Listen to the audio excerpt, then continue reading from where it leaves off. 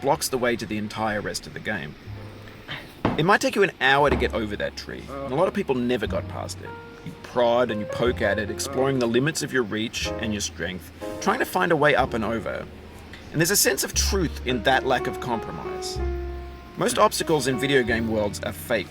You can be completely confident in your ability to get through them once you have the correct method or the correct equipment or just by spending enough time.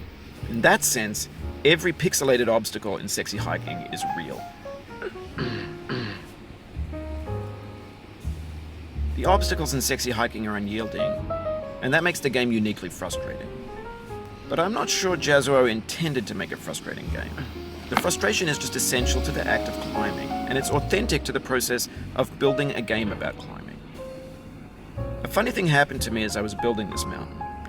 I'd have an idea for a new obstacle, and I'd build it, test it, and it would usually turn out to be unreasonably hard. But I couldn't bring myself to make it easier. It already felt like my inability to get past the new obstacle was my fault as a player rather than as a builder. Imaginary mountains build themselves from our efforts to climb them, and it's our repeated attempts to reach the summit that turns those mountains into something real.